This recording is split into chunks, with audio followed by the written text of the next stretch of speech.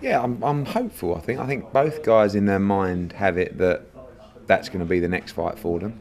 There's plenty of hurdles to overcome still, but day by day we're ticking each one off, and I think there's a real expectancy now from all sides that that will be the next fight. Can we push that back to December? I'd like a little bit more time. It's a possibility as well, but I think that Klitschko against Joshua is the most likely scenario next. Yeah, certainly less lucrative ones, probably some easier ones, but I don't think, Wladimir Klitschko's been training for 12 months. He's probably got the bit between his teeth. He wants to fight, and he wants a real fight. I think the Joshua fight is the biggest fight out there in the division right now, amongst active fighters. And, it's a great fight, the young lion coming through against, the master, really. Is it too early for Anthony Joshua? Maybe, but isn't that what makes it so exciting? Anthony's ready for the fight. He wants to fight. I believe Wladimir wants to fight, and all being well, we can overcome the inevitable hurdles that come with a fight of this magnitude and try and get it over the line. Well, it's unfortunate for the sport because we want Tyson Fury in the division. Certainly as the promoter of Anthony Joshua, we want to fight Tyson Fury. It's a massive fight. Could have been a unification between two British world champions. So, I think someone needs to get hold of his mobile phone, get him off Twitter, and get him the help that he needs to get back into the sport. Of course, we wish him well. We want him in the sport, but the fact is, the sport will keep moving.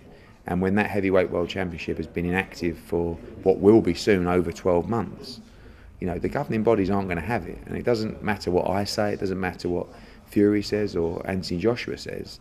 They want that belt to be active. And, hopefully he can, get back to him being himself and get back to what he is, which is a very, very talented fighter who recorded one of the best wins in a long time by a British fighter.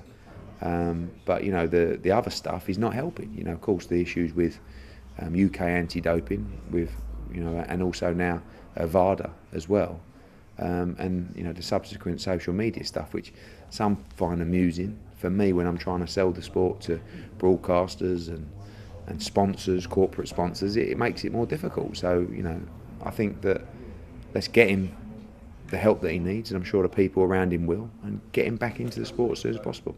Yeah, I mean, my only concern with this fight is Tony really doesn't like BJ Flores, and that sometimes can make you vulnerable because you sometimes fight on emotion. And he's made mistakes in the past and not put in great performances by being too wound up. Cleverly, fight was a great example of that.